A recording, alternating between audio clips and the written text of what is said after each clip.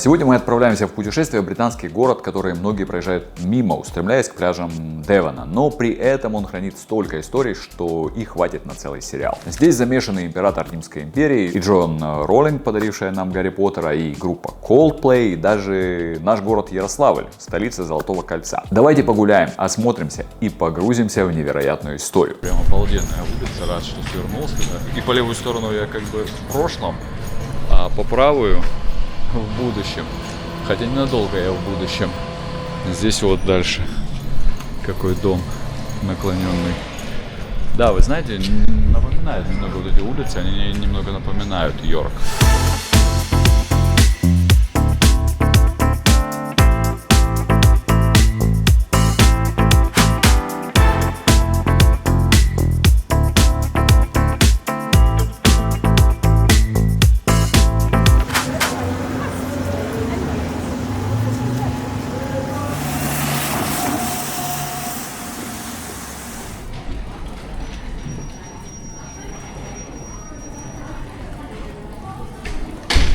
Когда вы входите в город, в старом центре Экзетера стоит Tuckers Hall. Это здание построили в 1471. Это настоящий офис шерстяной гильдии бизнесменов, которые занимались шерстью, и благодаря чему поднимется Англия. Тут собирались ткачи, валяльщики, люди, которые контролировали весь путь ткани от сырой шерсти до готового сукна. Гильдия непрерывно существует с 1450 года. Официально королевский статус получила в 1620 году. Сейчас она известна как Incorporation of Weavers, Fullers and Sherman of Exeter. Именно такие гильдии в Экзетере, Бристоле, Йорке и сделали Англию мировым лидером текстиля еще до того, как появились мануфактуры и случилась промышленная революция. И да, Англия еще в те времена как раз таки начинала торговать с Российской империей. Здесь тогда нашу страну называли Московией. Вот такой здесь на двери, видите, карта.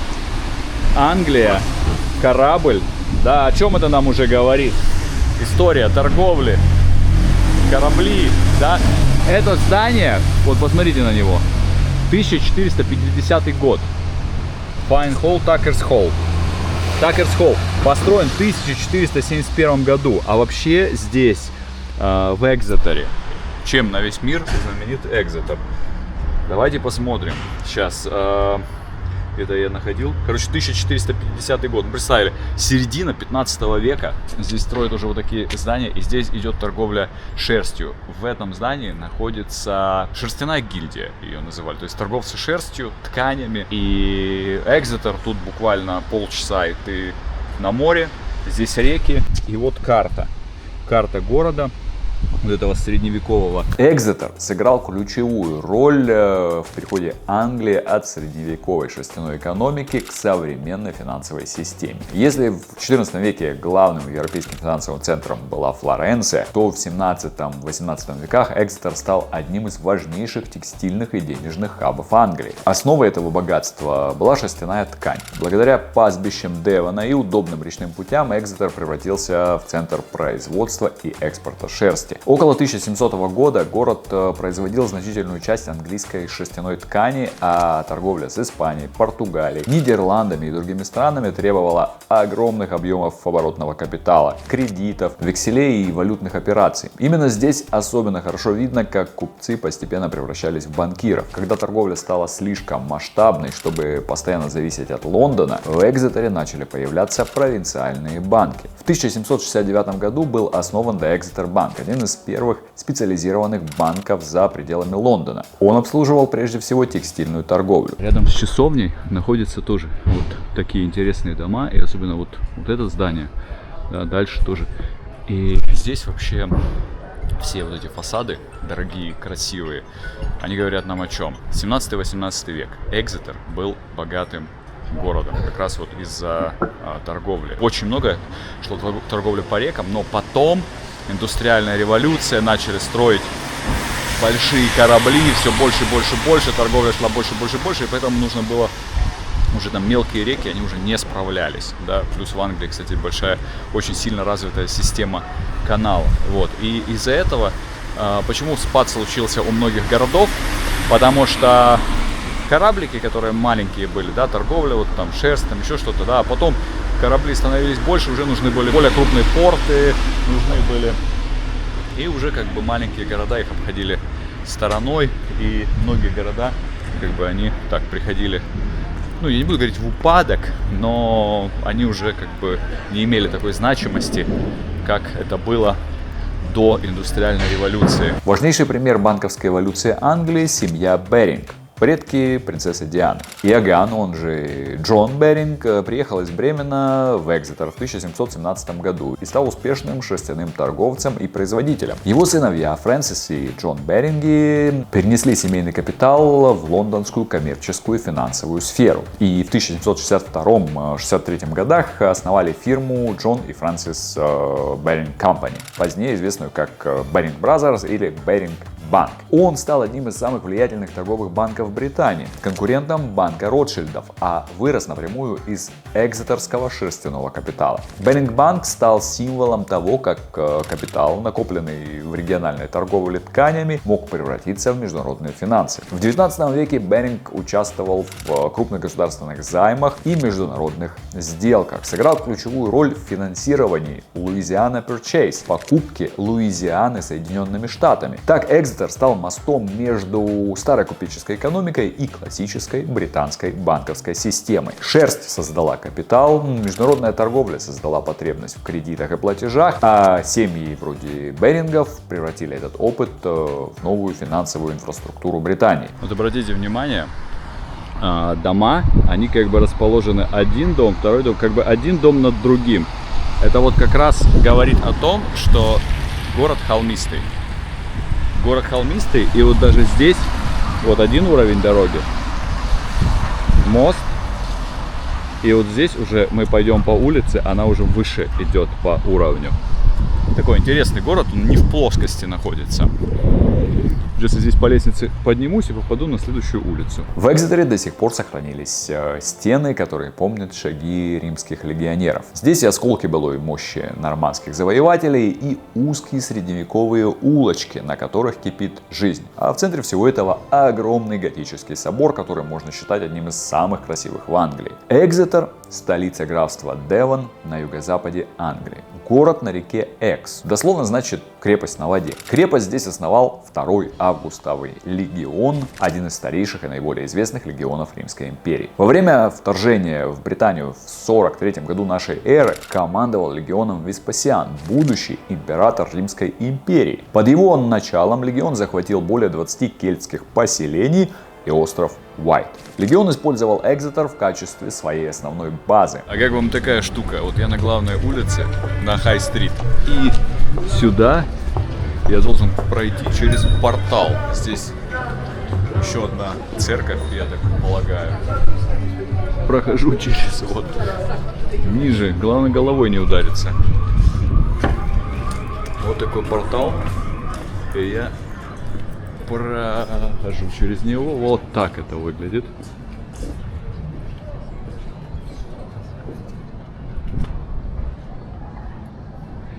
Здесь ресторан какой-то.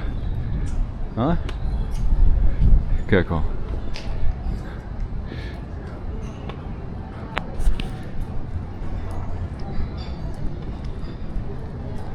Просто как будто другой мир открывается. И еще передо мной карта.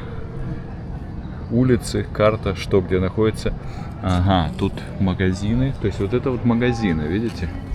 Это магазины, бары, рестораны. Так через портал прошли, попали просто на скрытую улицу. Так вообще даже не... Я даже не думал, что здесь что-то есть, если честно. И вот такие средневековые стены остались.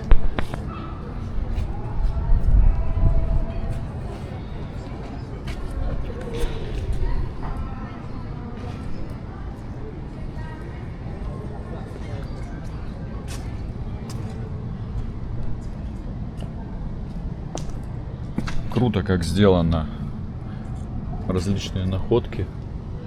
Так, вазы в стекле, таких как готических арках, окнах. И, конечно же, вы знаете Вильгельма Завоевателя, который в 1066 году всех здесь победил, взял Лондон и подарил нам или им, нам всем, Тауэр, который мы можем видеть на открытках. Так вот, Вильгельм уже стал королем, а жители богатого Экзетера закрывают перед ним ворота и такие: не хотим тебя в короли, и уходи обратно к себе в Нормандию. Короче, они восстали, и что делает этот вояка-нормандец? А ничего особенного, только завоевание. Он приходит с армией и дает всем по шапке. И делает он это 18 дней подряд. А потом строит там замок, садит туда своих богатырей, чтобы напоминать непослушным экзетерянам, что получить по шапке можно снова. После нормандского завоевания начинается строительство того, что навсегда изменит весь силуэт города. Это Экзетерский собор, конечно же. Сначала появились могучие нормандские башни, а между 1280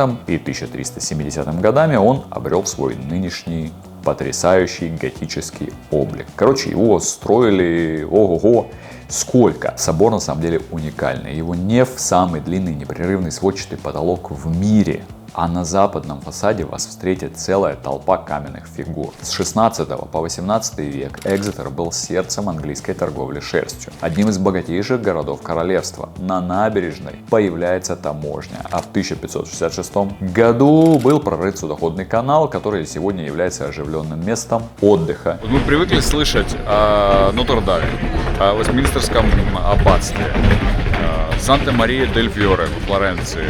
Собор. Какие еще соборы? Ну, такие известные, значимые. Ну, кто-нибудь о вас слышал об Экзетерском соборе, вот, если честно?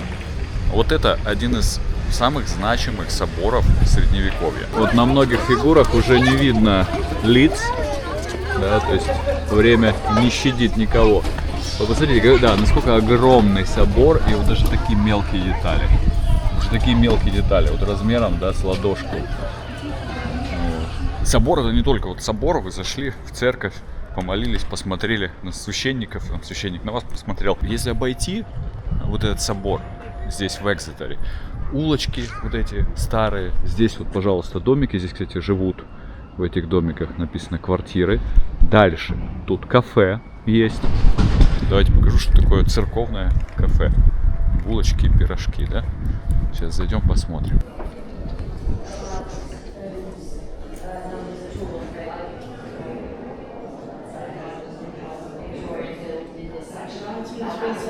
Внутрь заходишь, это сразу же еще и музей. Тут можно почитать, когда, вот, да, что это начиналось. 1370 год, когда было приблизительно закончено.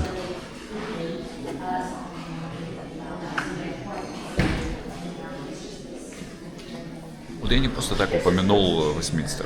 Архитектор Вестминстера средневекового также работал и здесь. Ну, был супервайзером, то есть смотрящим. Видите вот этого человечка? Он раскрашен. Так вот, вот этот весь огромный фасад, он был как картина раскрашен. И вообще для средневековья это нормальная история, что и замки, и многие соборы, они украшались и раскрашивались. И не только там, в Англии или Европе где-то, но и у нас в России тоже. Да, кафе обещал показать. Музей же не обещал показать, но меня не показал. Да, там магазин.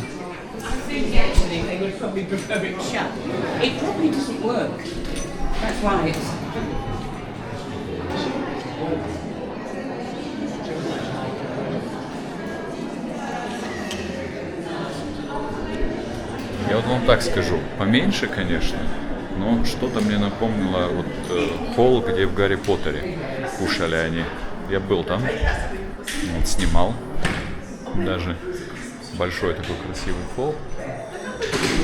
Но здесь, я вам скажу, тоже неплохо. Большинство кафедральных храмов Англии перестраивали так часто, что от оригинала оставались, ну, разве что пара камней в подвале. А вот Экзетерский собор один из немногих, где уцелело нормандское основание XI века. То есть это настоящий фундамент той самой первой базилики. Камень сюда доставляли по воде, лодки шли в соседний город Топшем, и дальше груз переправляли на стройку уже лошадьми. В 1600-х в Англии началась гражданская война, и Экзетер оказался в центре событий. В 1644-м сюда бежала королева Генриетта Мария, и прямо в Экзетерском соборе родила дочь. Через 2 года город захватили войска Кромвеля. Королевские королевская семья была в изгнании, а собор оказался под новой властью. После казни Карла I парламент вообще отменил статус соборов и передал Экзетерский собор городской управе. Только после восстановления монархии в 1660 году все вернули обратно. Интересно, что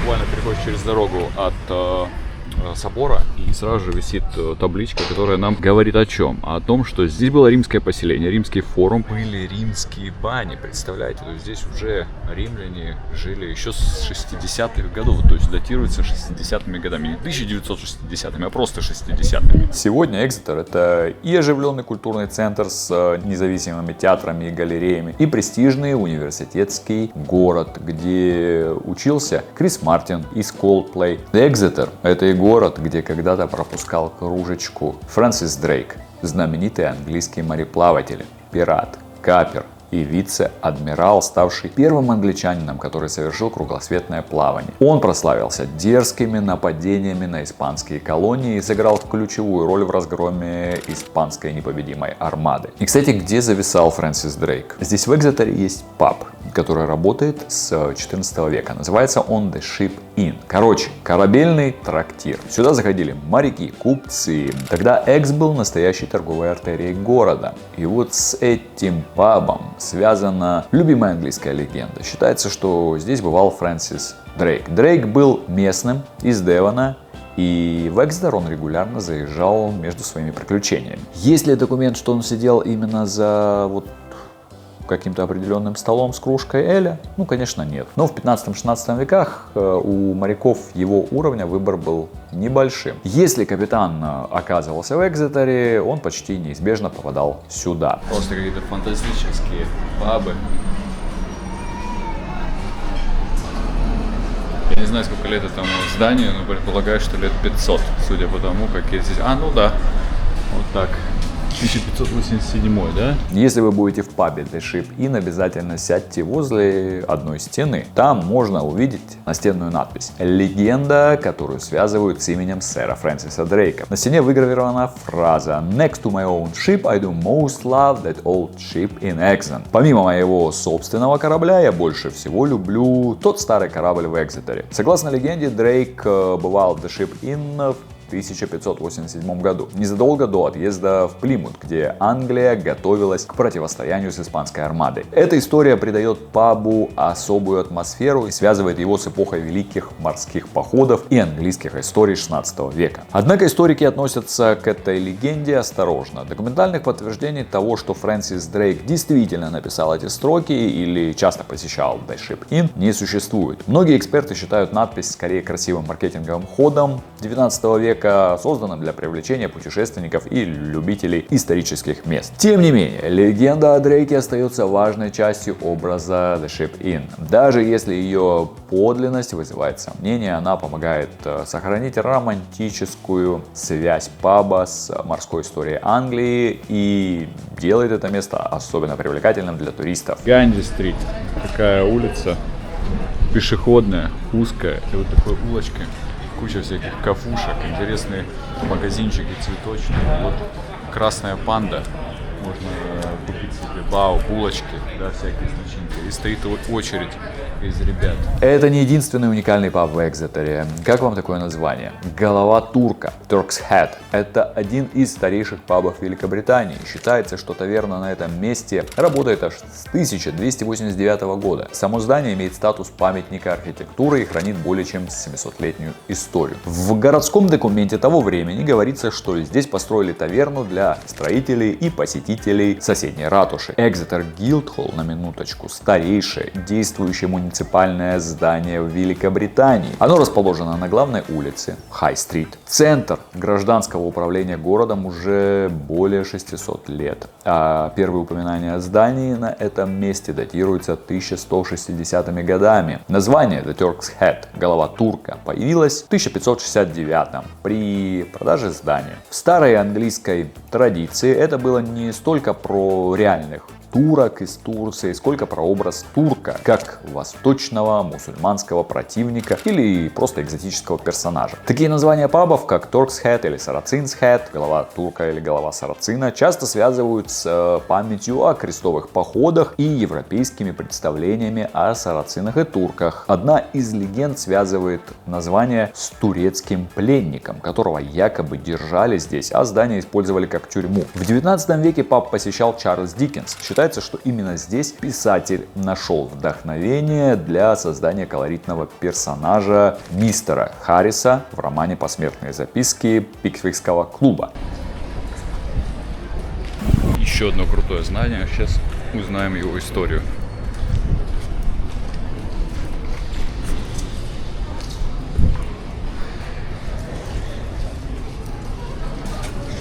Торговый дом.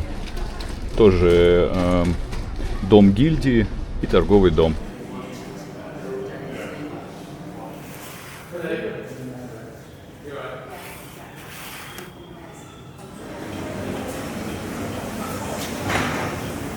Посмотрите, какая дверь.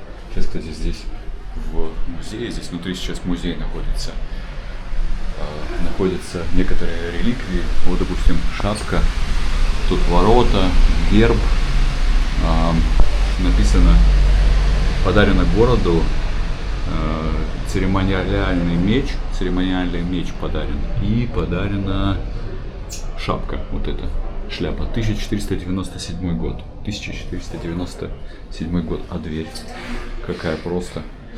Произведение искусства. А вы бывали когда-нибудь в туннелях? А в средневековых туннелях? Туннели Экзетера — это не какие-то тайные ходы для побегов и не катакомбы. Это редкий пример средневековой городской инженерии. Их построили, чтобы провести в город чистую питьевую воду из источников за пределами крепостных стен. Вода шла по свинцовым трубам, а сами туннели служили доступом к этим трубам. По ним можно было спуститься, проверить систему и отремонтировать ее, не разрывая улицы. История системы уходит как минимум в 13 век. Подземные ходы были связаны с водоснабжением кафедрального собора и главных зданий города. Для средневекового города чистая вода была вопросом выживания. Внутри городских стен было тесно, грязно, а болезни распространялись быстро. Возможность доставлять воду из внешних источников прямо в центр города была огромным преимуществом. Сначала такая вода в основном обслуживала соборный, квартал и городскую элиту, а позже система расширялась и стала важной частью городской инфраструктуры. Тоннели узкие, низкие и местами клаустрофобные. Это не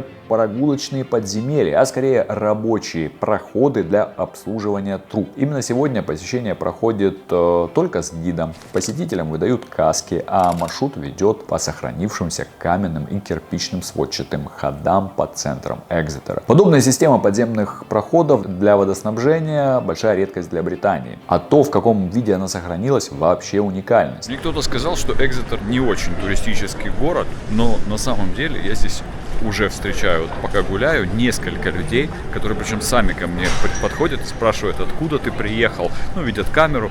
Ко мне подошел один монах, он в костюме просто переодетый. Он говорит, я работаю в церкви, все. Я его спросил там тоже, да, про некоторые здания, он мне рассказал, да, там, типа, о, молодец, типа, знаешь, пожелал мне удачи в моих путешествиях. Я ему сказал про Россию, он сказал, что его мать была в Санкт-Петербурге, была в Большом театре, и он сказал, что это была одна из ее самых классных поездок. А сам он тоже путешествовал много где по миру. То есть я предполагаю, что здесь монахи, да, монахи, они здесь получают неплохо, что могут путешествовать по всему миру. Да, и в центре много людей, то есть видно, что город загруженный. Я встретил немку из Германии, я говорю, а что ты тут забыла, почему ты сюда приехала из Германии? Она говорит, тебе тот же самый вопрос. Но она говорит, вообще просто мне уже там нечего делать, говорит, мне так скучно в той Германии, говорит, что я приехала в Англию. Люди очень приветливые. Ко мне, я говорю, сами подходили, спрашивали, что, как, чего, откуда. Допустим, я зашел в гильдию, в здании гильдии, там тоже сидел мужчина, он сам показал. Он говорит, давай проходи, давай мне начал рассказывать, что тебе рассказать, там то. Нет такого, что говорили бы там типа, ой, там это, зачем зашел, пришел, там, да, все такое вот. Ну, то есть люди приветливые, и это приятно. То есть такое чувство, что тебя рады видеть, тебе готовы все рассказать, показать. Вот это классно. Дом, который переехал. Да, его так и называют. The House That Moved. Ну, могут же англичане средневековое старье двигать. Это один из самых узких средневековых домов Британии, высотой в 3 этажа и шириной меньше 5 метров. В 1961 году, когда в центре Экзетера строили новую дорогу, дом решили не сносить, а просто переместить. Поставили на металлические катки, медленно перекатили на соседний участок и закрепили снова. Операция заняла несколько часов и вошла в учебники британской реставрации как один из самых аккуратных переездов исторического здания. А еще Экзетер — это город студентов. Здесь находится Экзетерский университет, о котором мы делали 2 больших выпуска на канале Smaps Education. Посмотрите. Университет входит в состав элитной группы Russell. Это такой английский эквивалент американской лиги плюща. Здесь учился Роберт Болт, получивший Оскар за сценарий к фильму «Доктор Живаго» 1965 года. На филфаке училась Джон Роулинг. Наверняка лекции по средневековой литературе и мифологии в Экзетере повлияли на созданный ею мир Гарри Поттера. В Экзетере работает около 70 институтов и лабораторий. Музей кино Билла Дугласа — одно из лучших хранилищ раннего кино. В 1868 в городе появился мемориальный музей Альберта. Сейчас в его фондах хранится более 1 миллиона экспонатов. Тоже такое классное место. Я про реку говорил, но ни разу ее не показывал. Да, река Экзетер. Вот, собственно говоря, река, мост такой интересный. И, чем известна Великобритания, это газоны. Там поля. И здесь Mill on the Exe. Mill on the Exe — это паб. Называется мельница на реке Экс. Здесь на этой территории была мельница, которой больше 200 лет. Вот река. Вдоль реки много людей бегает. Вообще спортивный город, потому что, как мы поняли, студенческий он. 25% населения просто студенты. Много ребят занимаются спортом, бегают, тренируются. Скейт-парк есть здесь, набережная. Значит, но есть также, видите, X-Cycle Route, то есть велосипедная дорога номер 34 вдоль реки. Это для велосипедистов. И велосипедная дорога вот сюда, Сити-центр. И вот то, что не ожидаешь увидеть в 2 часах езды от Лондона, это Ярославль-Бридж. И нет, это не прикол какой-то там. Ярославль, тут имеется в виду самый настоящий. Наш из Золотого кольца. История моста, конечно, не такая древняя, как все остальные истории. Мост построили совсем недавно, в 1992. Экзетер и Ярославль тогда официально стали городами-побратимами. И вот так в Экзетере просто взяли и назвали новый пешеходный переход в честь русского города. Удобный маршрут для тех, кто идет в центр и не хочет петлять по проезжей части. Кстати, мост стоит ровно на месте старых городских стен. Когда-то их частично разобрали для строительства дороги, а новый переход спроектировали так, чтобы он буквально закрывал этот разрыв. В итоге ты идешь по современному мосту, а под тобой слои истории.